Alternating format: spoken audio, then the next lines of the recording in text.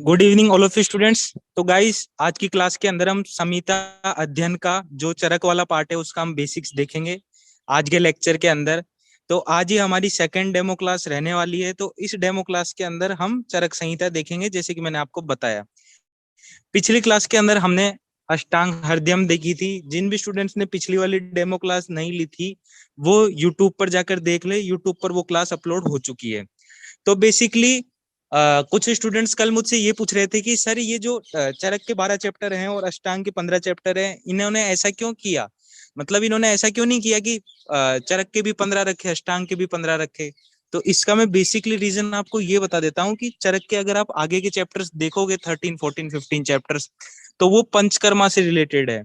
और यही अगर आप अष्टांग के अंदर देखोगे जो 16 17 चैप्टर्स है, ये स्नेहन स्वेदन इनसे रिलेटेड है, ये भी पंचकर्मा से रिलेटेड है। तो बेसिकली इस बार जो एनसीआईएसएम का सिलेबस बना है उसके अंदर जो एनसीआईएसएम वाले हैं, जो कमिटी है, वो ये चाहती है कि आप पंचकर्मा की जो नॉलेज लेते हो वो आप सेकेंड ईयर से लो। फर्स्ट ईयर के अंदर आपको basically Ashtanga हृदयम it means Vagbhata जी की जो संहिता है उसकी नॉलेज दी जाए बेसिक वाली, और जो चरक जी हैं उनकी नॉलेज दी जाए बेसिकली वो वाली। तो यहाँ पर मेनली इन्होंने यही फोकस किया है कि जो पंचकर्मा है उसको हम सेकेंड ईयर से पढ़ेंगे, और फर्स्ट ईयर के अंदर आपको चरक संहिता और जो ये अष्टांग हृदयम है उसका बेसिक पार्ट करवाया जाएगा। तो गाइस, टाइम को ज्यादा वेस्ट ना करते हुए शशांक सर आपकी क्लास लेंगे। Thank you.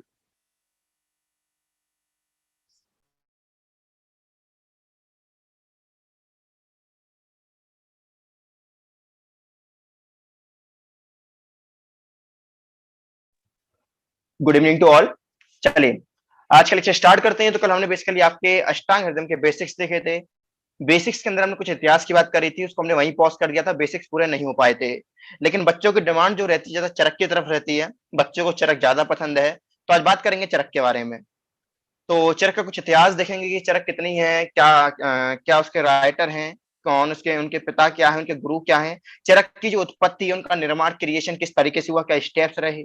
उसके अलावा चरक में कितने स्थान है, कितने चैप्टर्स हैं। उसके अलावा चरक के अंदर कौन कौन से चैप्टर किस तरीके से उसमें बांटा गया है, उनके स्थान में कितने कितने आपके चैप्टर्स दिए गए हैं, इन सब की बात करेंगे। उसके अलावा जो उनके गुरु जी थे इन सब की बात करेंगे, प्रवरशु आत्रेय की बात करेंगे, उनके शिष्यों की बात करेंगे। यानी जितने भी बेसिक्स हैं हमारे चरक के अंदर, उन सारे बेसिक्स को इन बेसिक्स के अंदर पढ़ेंगे। तो आज बेसिकली सेकंड डेमो क्लास है जो चरक की है। अगली जो तीसरी डेमो क्लास होगी वो भी आपकी चरक की होगी। तो स्क्रीन लगाते हैं, बातों शुरू करते हैं। अभी अपन कल की तरह ही लिख लिख कर पढ़ेंगे जिससे चीजें याद हो सके। नोट्स भी हमारे पास रहते हैं, नोट्स भी मैं आपको दिखा दूंगा, नजर करा दूंगा, आप नोट्स भी देख सकते हैं। लेकिन बेसिकली आज हम लिख लिख कर पढ़ेंगे। लिखने लिख लिख कर पढ़ने से क्या होता है, चीजें याद होती हैं। और मेरी कोशिश यही रहेगी कि जितने भी बेसिक्स हैं, जितनी बेसिक्स चाहे अष्टांग में हो चाहे चरक में हो, दोनों में आपको लिख लिख कर याद करा दूं। नोट्स भी मिलेंगे, प्लस ये वाले आपको आईपैड के स्मार्ट नोट्स भी मिलेंगे। दोनों नोट्स आपको मिलेंगे, smart notes plus handwritten notes. तो आइए स्क्रीन लगाते हैं, बातों को शुरू करते हैं। आइए एंजॉय करिए क्लास को।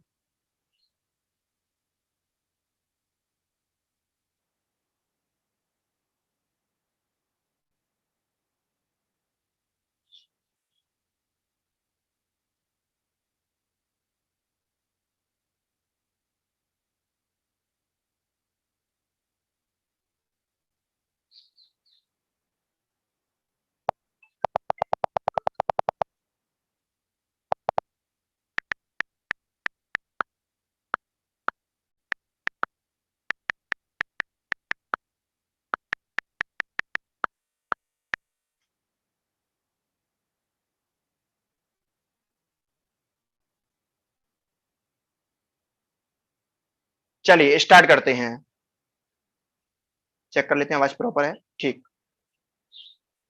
वापस आइए।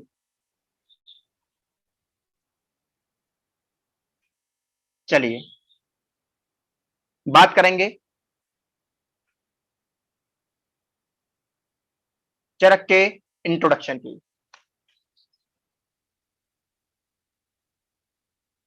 चरक इंट्रोडक्शन, ठीक है। आइए अब देखिए, इंट्रोडक्शन की बात करते हैं तो इसके अंदर कुछ बातें जानेंगे, कुछ स्टेप जानेंगे। देखिए, पहला स्टेप किसकी उत्पत्ति किस तरीके से, यानी फॉर्मेशन ऑफ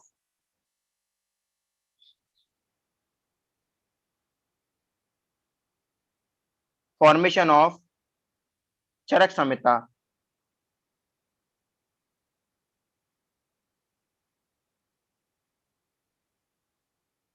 ठीक है, किस तरीके से चरक संहिता बनी, क्या स्टेप्स रहे। देखिए सबसे पहले क्या है आपके उपदेष्टा। उपदेष्टा मतलब जिन्होंने उपदेश दिया, जिन्होंने सबसे पहले चरक संहिता के बारे में बताया। ठीक है, तो उपदेष्टा जिसको बोला गया, जिसको इंग्लिश में आप एक्सपाउंडर भी बोल सकते हैं, एक्सपाउंडर। ये पहले थे जिन्होंने चरक संहिता के बारे में कुछ बताया। इनके नाम भी मैं अभी आपको याद कराऊंगा, इनके नाम मैं भी आपको याद कराऊंगा। ठीक है, कोई दिक्कत नहीं, इनके नाम अभी आपको याद कराऊंगा। आगे क्या है, देखिए उपदेष्टा के बाद आया आपके तंत्रकर्ता। पूरा दोबारा समझाऊंगा। तंत्रकर्ता, इनको मतलब होता है ऑथर। ठीक है, इनके बाद कौन आया, प्रतिसंस्कर्ता। पूरा एक बार अभी दोबारा समझाऊंगा, बस एक बार लिखते रहा हूं आपके सामने, सबको नाम पता हो कम से कम। काफी नए नए नाम आपके सामने आ रहे होंगे। प्रतिसंस्कर्ता, इसी को रिडक्टर बोला जाता है। और लास्ट में संपूरक। संपूरक यानी कंप्लीटर। दोबारा समझेंगे चारों का मतलब। देखिए सबसे पहले मिलता है उपदेष्टा। उपदेष्टा का बेसिक मीनिंग ये कि सबसे पहले जिन्होंने चरक संहिता का उपदेश दिया, जिन्होंने सबसे पहले चरक संहिता के बारे में बताया। फिर दूसरे स्थान पर है तंत्रकर्ता, जिन्होंने तंत्रकर्ता इन द सेंस आप कह सकते हैं जिन्होंने इस तंत्र के निर्माण करे। मतलब इन्होंने एक तरीके से आप कह सकते हो, जैसे फॉर एग्जांपल जैसे मैं अभी आपको कुछ पढ़ा रहा हूं। ठीक है, मैं आपको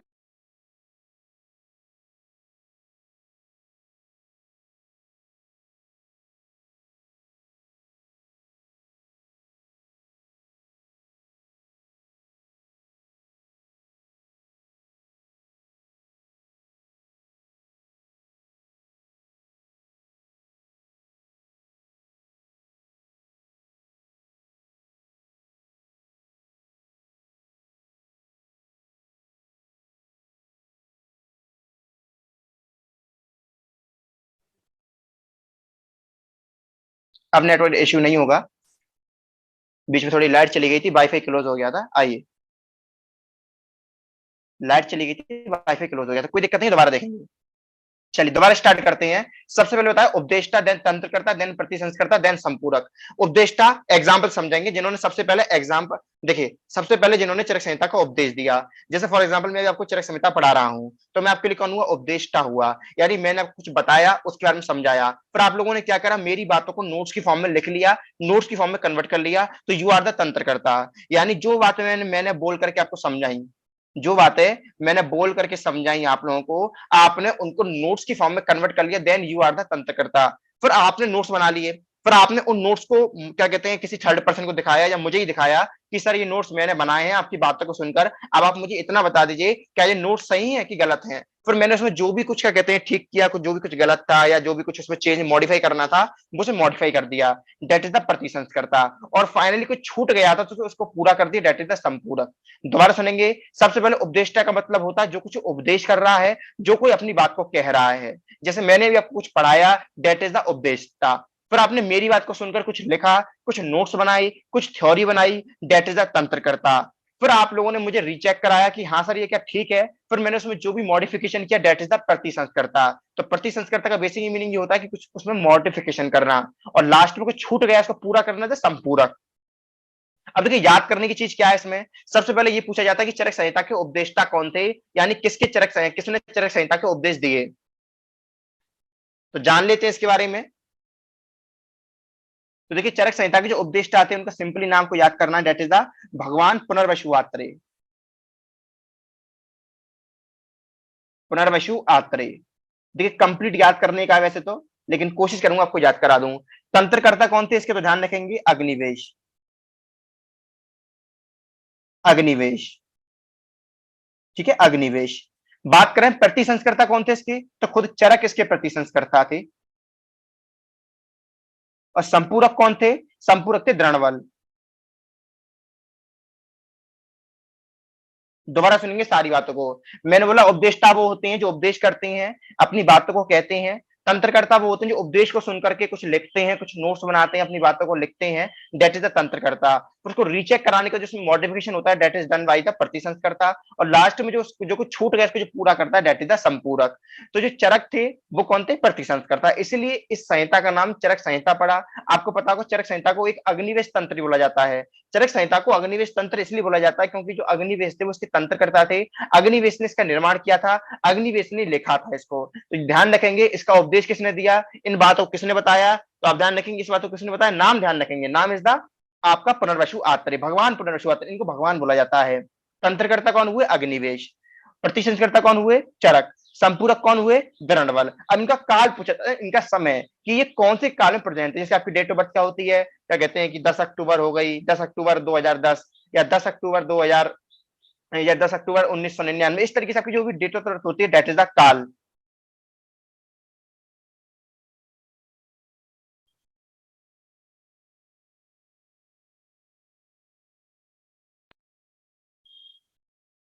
कोई दिक्कत नहीं है, स्टार्टिंग में इशू हो गया है थोड़ा, कोई दिक्कत नहीं है, अब इशू नहीं होगा।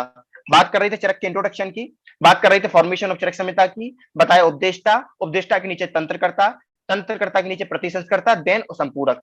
जो आपके उपदेष्टा थे वो पुनर्वसु आत्रेय थे, जो तंत्रकर्ता थे कौन थे? अग्निवेश थे, प्रतिसंस्कर्ता चरक थे, और संपूरक दृढ़बल थे।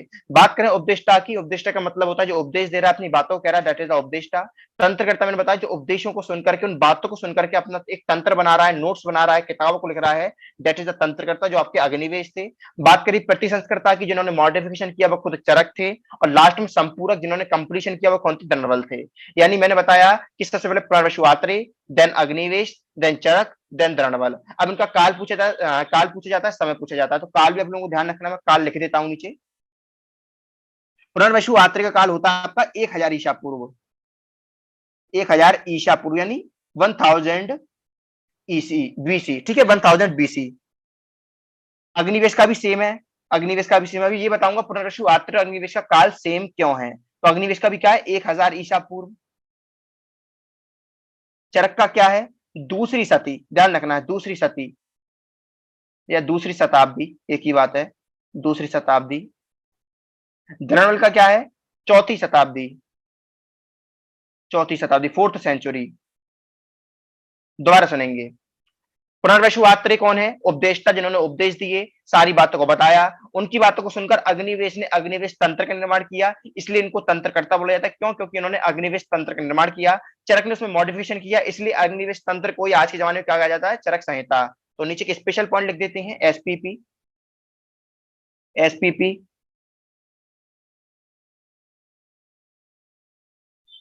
Agnivesh Tantra, Agnivesh Tantra, now called as, now called as Charak संहिता।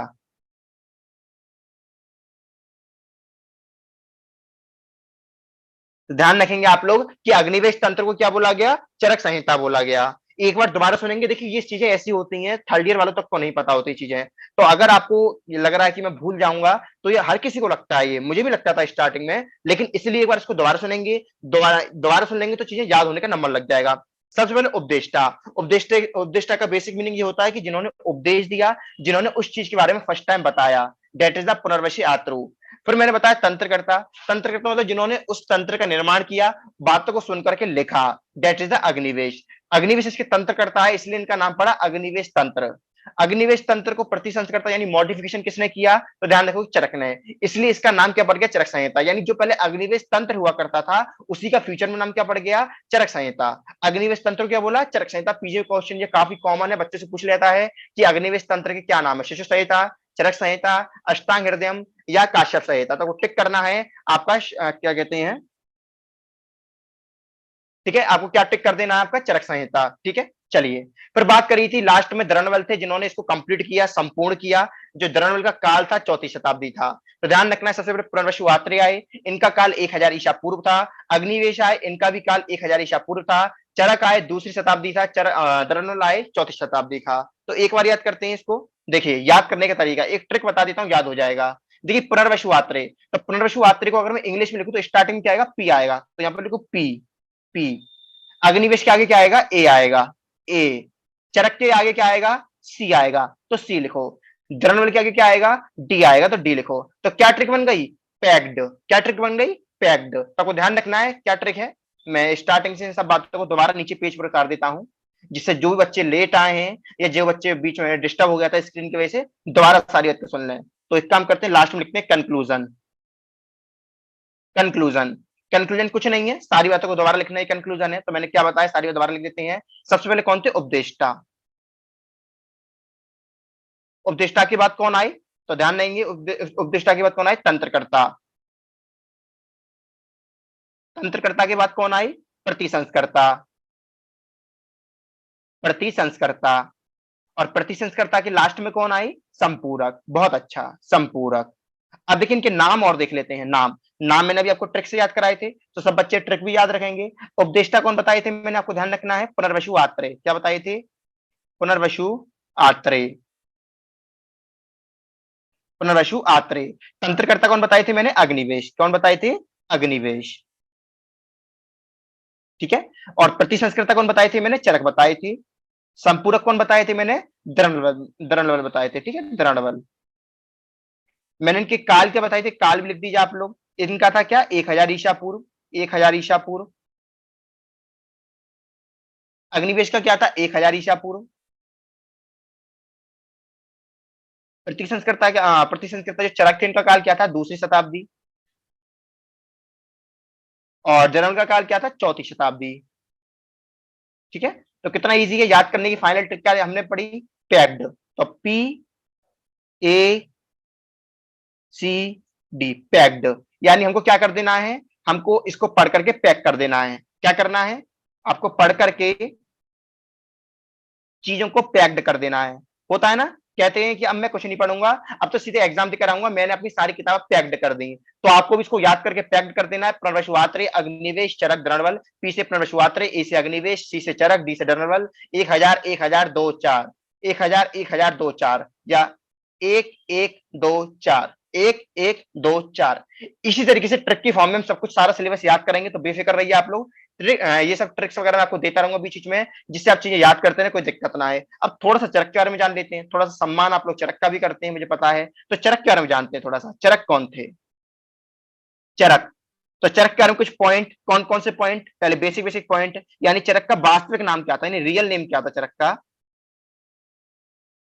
वास्तविक नाम, यानी real name of Charak. Real name, real name क्या था, यहां लिखेंगे अभी। पहले सारे यहां क्वेश्चंस लिख देता हूं। पिता का नाम क्या था, पिता का नाम, यानी फादर्स नेम। ये भी बताऊंगा मैं भी आपको। इसके अलावा गुरु का नाम क्या था, गुरु का नाम, यानी टीचर्स नेम। गुरु की बड़ी इंपॉर्टेंस बताई गई है जिंदगी में, teachers name. Last but not the least, रहते कहां थे, डेट इज द स्थान, निवास स्थान, यानी प्लेस। रहते कहां थे, प्लेस, प्लेस। तो इन चारों बातों को देख लेते हैं। वास्तविक नाम, क्वेश्चंस के आंसर अब आपको मिलेंगे। इनका असली नाम था कपिस्थल चरक। क्या नाम था, कपिस्थल चरक, कपिस्थल चरक। फादर्स नेम क्या था इनका, तो ध्यान रखेंगे, विशुद्ध। क्या नाम था, विशुद्ध। इनके पिता भी इनकी तरह शुद्ध थे, इनके पिता भी इनकी तरह प्योर थे। इस तरीके से याद कर सकते हैं कि इनके पिता भी इनकी तरह ही प्योर थे। गुरु का नाम था वैशंपायन। क्या नाम था, वैशंपायन। वैशंपायन। कहाँ जन्म हुआ था इनका, तो ध्यान रखेंगे कहाँ के रहने वाले थे, पंजाब के। हट्टी कट्टे थे, पंजाब के रहने वाले थे। इस तरीके से याद रख लेंगे। यानी वास्तविक नाम क्या हुआ, कपिस्थल चरक। पिता का नाम क्या हुआ, विशुद्ध। गुरु का नाम क्या हुआ, वैशंपायन। रहने वाले कहाँ के थे, पंजाब। तो अगर आपसे कोई पूछ रहे चरक का असली नाम क्या था, कपिस्थल चरक। पिता का नाम क्या था, पिता भी शुद्ध थे तभी तो चरक शुद्ध हुए, तो विशुद्ध नाम था। गुरु का नाम क्या था, वैशंपायन। और निवास स्थान क्या था, पंजाब। तो थोड़ी सी बात अपन किसके बारे में करेंगे, दरनवल के बारे में। तो दरनवल के लिए स्पेस ऊपर है, तो इस पर ऊपर ही बात कर लेते हैं, दरनवल। दरनवल। अब देखिए दरनवल का ज्यादा बात नहीं करेंगे, थोड़ी सी बातें करेंगे। इनके एक तो पिता का नाम जानना है हमको, और इनके अलावा क्या जानना है हमको, इनका स्थान, प्लेस जान लेते हैं। पिता का नाम इनका क्या था, कपिलवली, कपिलवली। और स्थान क्या था इनका, तो ध्यान रखेंगे काशीपुरी। देखिए याद करने की चीजें हैं इसमें, ठीक है। तो अब तक हमने क्या क्या पढ़ा, इन सबको एक बार रिवीजन कर लेते हैं, देन आगे बढ़ जाएंगे। अभी अभी क्लास खत्म नहीं हुई, आगे पढ़ेंगे। और सबसे पहले बताया उपदेष्टा, जिन्होंने उपदेश दिया, जो पुनर्वसुवात्रे थे। फिर तंत्रकर्ता है, जिन्होंने इस तंत्र का निर्माण किया, अग्निवेश, इसलिए इसको आगे जाकर के अग्निवेश तंत्र बोला गया। फिर आए प्रतिसंस्कर्ता, चरक ने इसमें मॉडिफिकेशन किया, इसलिए इसका नाम आगे जाकर पड़ा चरक संहिता। फिर लास्ट में संपूरक, जो कि द्रनवल थे, जिन्होंने इसको कंप्लीट किया। काल की बात करें, पुनर्वसुवात्रे का 1000 ईसा पूर्व, अग्निवेश का भी 1000 ईसा पूर्व, चरक का 2री शताब्दी, द्रनवल का 4थी शताब्दी। तो याद कैसे करेंगे, पैक्ड। नीचे मैंने कंक्लूजन बता दिया, पुनर्वसुवात्रे, अग्निवेश, चरक, द्रनवल, 1124, 1124 पैक्ड कर दिया हमने। द्रनवल के पिता का नाम कपिलवली था, स्थान था काशीपुरी। चरक की बात करें, वास्तविक नाम कपिस्थल चरक था, पिता का नाम विशुद्ध था, गुरु का नाम वैशायन था, निवास स्थान पंजाब था। एक स्पेशल पॉइंट और है, तो स्पेशल पॉइंट लिख देते हैं, special point SPP. SPP special point क्या कहता है, देखिए स्पेशल पॉइंट ये कहता है कि जो आपके भाव प्रकाश थे, भाव प्रकाश ने चरक के बारे में कमेंट करा है, भाव प्रकाश ने चरक के बारे में कमेंट करा है। क्या कमेंट करा है, तो भाव प्रकाश कहते हैं कि जो चरक थे वो शेषनाग के अवतार थे। कौन थे चरक, शेषनाग के अवतार, ठीक है। चरक कौन थे, शेषनाग के अवतार, शेषनाग के अवतार, ठीक है। विष्णु जी जिस शेषनाग पर लेटा करते थे, उन्हीं को चरक का रूप बताया गया, यानी भाव प्रकाश ने चरक की तुलना शेषनाग से की है। तो यहां तक हमको बात समझ में आनी चाहिए, यहां तक सारे कंसेप्ट हमारे दिमाग में होने चाहिए कि हमने क्या पढ़ा क्या नहीं पढ़ा। यहां तक हमारा रिवीजन भी हो चुका है। अब एक काम करते हैं चरक संहिता के डिवीजन के बारे में। तो division of Charak Samhita, next heading, division of Charak Samhita, division of Charak Samhita, यानी चरक संहिता का विभाग, चरक संहिता विभाग, ठीक है। डिवीजन ऑफ चरक संहिता, तो आइए जानते हैं डिवीजन ऑफ चरक संहिता को। तो देखिए चरक संहिता के अंदर क्या क्या आता है, कुछ लिख लेते हैं पहले, छोटी मोटी बातें। देखिए चरक संहिता के अंदर आप ध्यान रखेंगे 8 स्थान आते हैं, 8 स्थान, 8 स्थान। और इसके अंदर 120 चैप्टर्स हैं, यानी 120 अध्याय हैं, ठीक है। यानी it contains 8 divisions and 120 chapters, ठीक है। अब कौन कौन से वो 8 डिवीजन है, कौन कौन से वो 8 स्थान है, उन नाम को पता करना हमारी जिम्मेदारी बनती है, बिल्कुल बनती है सर, जानेंगे एक एक करके नामों को। तो 8 स्थान के नामों को जान लेते हैं। तो पहला बहुत फेमस, बहुत फेमस जो आप पढ़ेंगे, जो मैं पढ़ाऊंगा 12 चैप्टर, दैट इज द सूत्र स्थान, सूत्र स्थान। नंबर 2 इज द निदान स्थान, निदान स्थान। नंबर 3 इज द विमान स्थान, विमान स्थान। नंबर 4 इज द शारीर स्थान।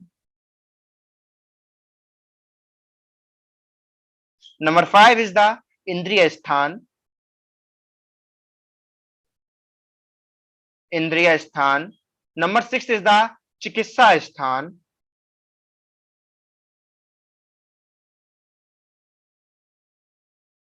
नंबर 7 इज द कल्प स्थान।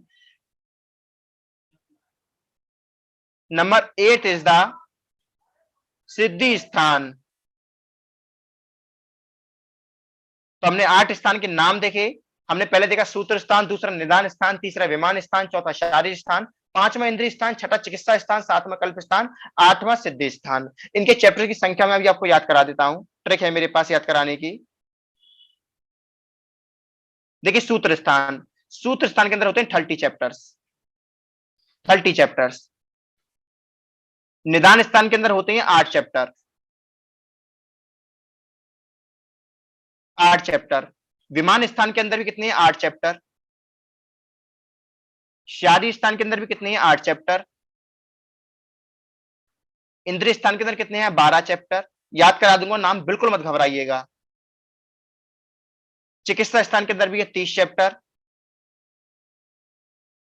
कल्प स्थान के अंदर होते हैं आपके 12 चैप्टर, सिद्धि स्थान के अंदर ये 12 चैप्टर, टोटल हो जाते हैं आपके 120 चैप्टर्स। जैसा मैंने आपसे वादा करा था, ट्रिक से याद करा दूंगा सारे। आइए ट्रिक देख लेते हैं, ट्रिक्स। ट्रिक्स देखिए, सबसे पहले क्या याद करेंगे? सूची। नीचे याद कर लेते हैं, कंक्लूजन बना लेते हैं नीचे अलग से, इस पेज में नहीं करते। कंक्लूजन,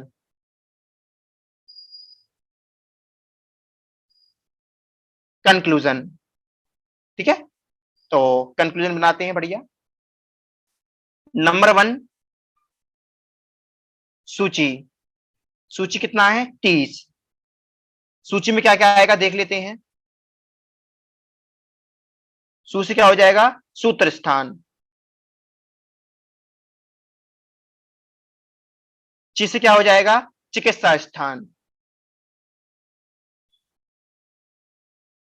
तो हमको 2 याद हो गए कि सूची, तो सूत्र स्थान और चिकित्सा स्थान दोनों में 30 है। नंबर 2 देखते हैं। नंबर 2 इक्कशी।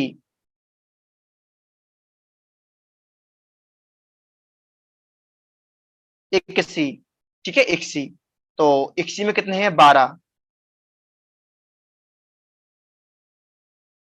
आ से क्या हो, ई से क्या हो जाएगा? इंद्रिय स्थान।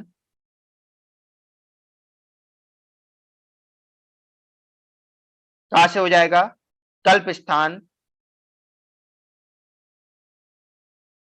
सी से हो जाएगा सिद्धि स्थान।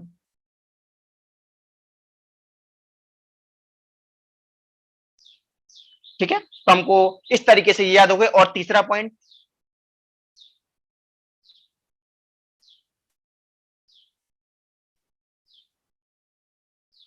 विनाश। विनाश, विनाश में कितना है? 8 चैप्टर। तो नाम याद कर लेते हैं कौन कौन से हैं। वी से विमान स्थान।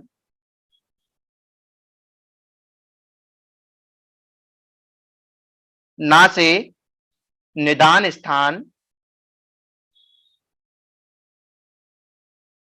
सा से शारीर स्थान। तो एक बार सारा रिवीजन कर लेते हैं स्टार्टिंग से अब तक का। सबसे पहले मैंने आपको क्या टॉपिक बताया? बताया फॉर्मेशन ऑफ चरक संहिता। चरक संहिता किस तरीके से निर्माण हुआ, तो इसके उपदेष्टा की बात करें पुनर्वसुआत्रे रहे, तंत्रकर्ता की बात करें अग्निवेश रहे, प्रतिसंस्कर्ता की बात करें चरक रहे, संपूरक की बात करें दरनवर रहे। दोबारा सुन लेंगे। उपदेष्टा का मतलब होता है जो उपदेश देता है। जैसे मैं भी आपको उपदेश दे रहा हूं, कुछ बातें बता रहा हूं जो आपको नहीं पता, तो आई एम द उपदेष्टा। फिर मेरी बातों को सुनकर आपने नोट्स बनाए, कुछ बातें लिखी, दैट इज द तंत्रकर्ता। उसी तरीके से पुनर्वसु आत्रेय की बातें अग्निवेश ने लिखी थी, इसलिए अग्निवेश तंत्रकर्ता कहलाए। और आगे जाकर इसी किताब का नाम अग्निवेश तंत्र पड़ा। लेकिन अग्निवेश में जो किताब लिखी, तंत्र लिखा, चरक ने उसमें कुछ मॉडिफिकेशन किया, इसलिए चरक को क्या बोला गया? प्रतिसंस्कर्ता बोला गया। और आगे जाकर के अग्निवेश तंत्र क्या बोला गया? चरक संहिता बोला गया। अब लास्ट में चरक संहिता में कुछ चैप्टर्स ऐसे थे जो इनकम्प्लीट थे, जिनको कंप्लीट किसने किया? दरनवल ने। किसने कंप्लीट किया? दरनवल ने उन चैप्टर्स को कंप्लीट किया। दरनवल बोलते हैं चरक से, माना सर आप बड़े होशियार हो, आपने सारी बातें लिख दी, लेकिन कुछ चैप्टर्स ऐसे हैं जो आप लिखना भूल गए, उन चैप्टर को मैं लिखता हूं और मेरा भी नाम रोशन हो जाएगा, मैं दरनवल कहलाऊंगा। अभी वो चैप्टर्स कौन कौन से जो इनकम्प्लीट थे, दरनवल ने पूरे करे हैं, वो भी मैं आज के लेक्चर में आपको बताऊंगा। आगे बढ़ते हैं। फिर मैंने नीचे स्पेशल पॉइंट में लिखा कि अग्निवेश तंत्र को ही चरक संहिता आज के जमाने में बोला जाता है। कंक्लूजन में दोबारा बताई ये बातें कि सबसे पहले उपदेष्टा थे जो पुनर्वसु आत्रेय थे, इनका काल 1000 ईसा पूर्व था। फिर तंत्रकर्ता है जो अग्निवेश थे, इनका काल भी 1000 ईसा पूर्व था। फिर प्रतिसंस्कर्ता है जो कि चरक थे, इनका काल दूसरी शताब्दी था। लास्ट में संपूरक आ गए जिन्होंने सारी बात कंप्लीट कर दी, संपूर्ण कर दी, जो दरनवल थे, इनका काल चौथी शताब्दी था। तो मैंने जाना ट्रिक क्या बताई? Packed, PACD। पी से पुनर्वसु आत्रेय, ए से अग्निवेश, सी से चरक और डी से दरनवल। दरनवल क्या बोलते हैं कि सारे चैप्टर्स आप नहीं, मैं कंप्यूट करके जाऊंगा। तो अभी उन चैप्टर को देखेंगे रिवीजन के बाद। दरनवल के बारे में जाना। दरनवल के पिता का नाम क्या था? कपिल वली। स्थान क्या था? काशीपुरी। चरक का असली नाम क्या था? कपिस्थल चरक। पिता का नाम क्या था? उनकी तरह शुद्ध थे, विशुद्ध। गुरु का नाम क्या था? वैशंपायन। रहते कहाँ थे? पंजाब में। भावप्रकाश ने चरक को क्या बोला? शेषनाग का अवतार। डिवीजन की बात करी, मैंने बताया 8 डिवीजन करे गए, 8 स्थान बताए गए, 120 चैप्टर्स बताए गए। किस तरीके से? सूत्र, निदान, विमान, शारीर, इंद्रिय, चिकित्सा, कल्प, सिद्धि। किसके अंदर कितने चैप्टर्स हैं? नीचे ऊपर मैंने बताया, सूत्र के अंदर 30 है, 30 चैप्टर्स हैं। निदान के अंदर 8 चैप्टर्स हैं। विमान के अंदर भी 8 चैप्टर्स हैं। शारीर के अंदर भी 8 चैप्टर्स हैं। इंद्रिय के अंदर 12 है। चिकित्सा के अंदर 30 है। कल्प और सिद्धि के अंदर 12 चैप्टर्स हैं। नीचे ट्रिक बताई, सूची। सु से सूत्र स्थान, ची से चिकित्सा स्थान, दोनों के अंदर 30 है। फिर बताया इक्षी, ई से इंद्रिय स्थान, का से कल्प स्थान, सी से सिद्धि स्थान, तीन के अंदर 12। तीसरा फाइनल पॉइंट बताया विनाश, वी से विमान स्थान, ना से निदान स्थान, सा से शारीर स्थान, तीनों के अंदर होते हैं 8। अब देखिए कौन कौन से ऐसे चैप्टर्स थे या कौन कौन से कितने चैप्टर्स ऐसे ऐसे दरनवल ने कंप्लीट करे। तो लिखते हैं अबाउट दरनवल, अबाउट दरनवल। ठीक है, तो लिखते हैं इनके बारे में। दरनवल कंप्लीटेड, दरनवल कंप्लीटेड 41 chapters of चरक। यानी यहां से हमें क्या सीखने को मिला? हमें यह सीखने को मिला कि चरक संहिता में 120 में से 41 चैप्टर्स ऐसे थे जो दरनवल ने लिखे हैं। कितनी अच्छी बात है कि दरनवल भी इतने हल्के आदमी नहीं थे, उन्होंने भी चरक संहिता के 41 चैप्टर्स लिखे थे। तो 41 चैप्टर्स कौन कौन से हैं आइए जान लेते हैं। 41 चैप्टर्स, इसको 3 पार्ट्स में डिवाइड करा गया।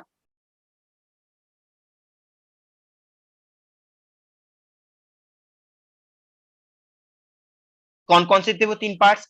इन्होंने 17 चैप्टर्स चिकित्सा के ऐड करे, 17 चैप्टर्स ऑफ चिकित्सा स्थान,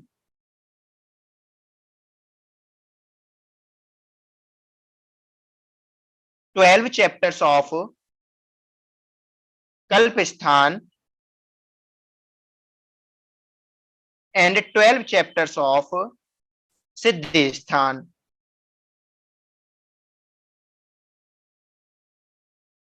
यानी 41 चैप्टर्स ऐसे थे जो चरक ने नहीं लिखे, दरनवल ने लिखे हैं। उसमें 17 चैप्टर चिकित्सा स्थान के थे, 12 कल्प के थे, 12 सिद्धि के थे, टोटल 41 हो जाते हैं। थोड़ी सी बात और कर लेते हैं जो रह गई है। बाकी आज का लेक्चर हमारा ऑलमोस्ट कंप्लीट हो चुका है, ज्यादा कुछ बातें नहीं बची हैं। ठीक है, लगभग लगभग हमारी सारी बातें हो चुकी हैं। फिलहाल सबसे पहले आगे की बात करने से पहले आप मुझे इतना बता दीजिए कि यहाँ तक क्लास कैसी लगी, यहाँ तक आपको क्लास समझ में आई? देखिए मान रहा हूं कि नई क्लास है, नए लोग हैं, हम भी नए, मैं आपके लिए नया हूं, आप भी मेरे लिए नए हैं, थोड़ा टाइम लगेगा घुलने मिलने में, बाकी बिल्कुल घुल मिल जाएंगे।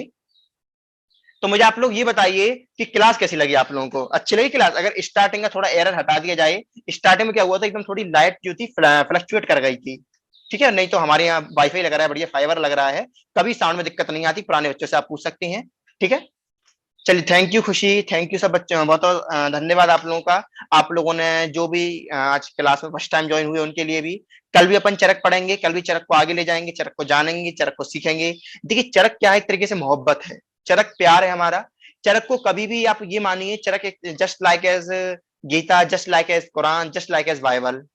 ठीक है, चलिए बिल्कुल लेक्चर चलते रहेंगे, लेक्चर खत्म नहीं होंगे, और यकीन मानिए डे बाय डे क्वालिटी अच्छी होती जाएगी।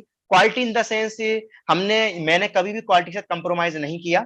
ठीक है, तो एक काम करते हैं, जितना मैंने पढ़ा इस सब का कहते हैं एक बार सारा रिवीजन करवा देता हूँ स्टार्टिंग से। ठीक है, फ्रॉम 0 टू अब तक रिवीजन करवा देते हैं। चलिए आइए, जिससे हमारा आज तक का काम कंप्लीट हो जाए, एक बार स्टार्टिंग से रिवीजन कर लेते हैं। अभी काफी सारे बेसिक्स रह रहे हैं, कल पढ़ेंगे उन बेसिक्स को। बेसिक्स बेसिकली 3 से 4 लेक्चर के हैं, अभी तो आज पहली क्लास ही हुई है। आइए स्टार्टिंग से बिल्कुल सबसे पहले बात करें इंट्रोडक्शन की। मैंने बताया चरक संहिता किस तरीके से बनी है, आपके साथ आप अपनी टेबल पर जो चरक संहिता देख रहे हैं किस तरीके से निकल करके आई है। तो बात करें सबसे पहले उपदेष्टा, तो कौन थे? पुनर्वसु आत्रेय। इनका काल 1000 ईसा पूर्व, जिन्होंने उपदेश दिया। फिर आए तंत्रकर्ता, जिन्होंने इसका निर्माण किया, जो थी अग्निवेश, 1000 ईसा पूर्व। फिर थे प्रतिसंस्कर्ता, जो कि चरक थे, 2वीं शताब्दी। फिर थे संपूरक, जिन्होंने इसको कंप्लीट किया, जो कि दरनवल थे।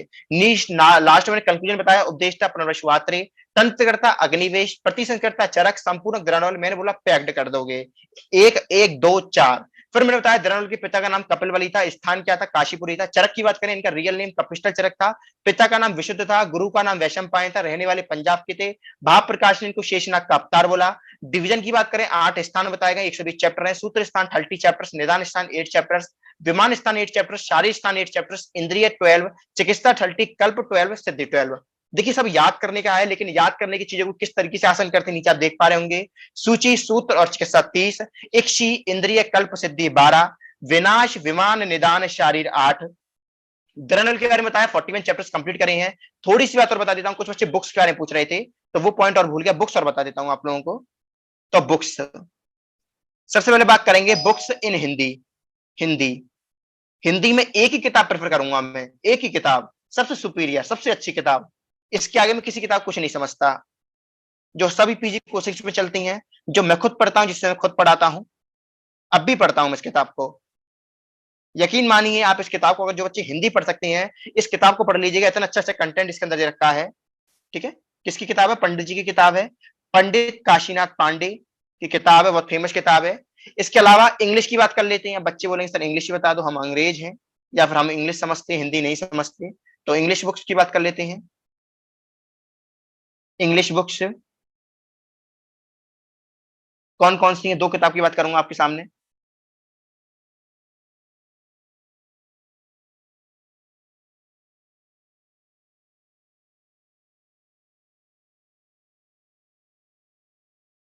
एक तो है आपके सामने आर विद्यानाथ की, आर विद्यानाथ की किताब है। एक और किताब है इंग्लिश की, एक किताब और जो भी चलती है, आर के शर्मा की। अभी इसका फोटो डाउनलोड नहीं हो पाया, आर के शर्मा की किताब है, डॉक्टर आर के शर्मा। ठीक है, second one is the doctor R के शर्मा। ठीक है, जो बच्चे हिंदी के लेना चाहते हैं उनके लिए बेस्ट रहेगी पंडित काशीनाथ पांडे शास्त्री की।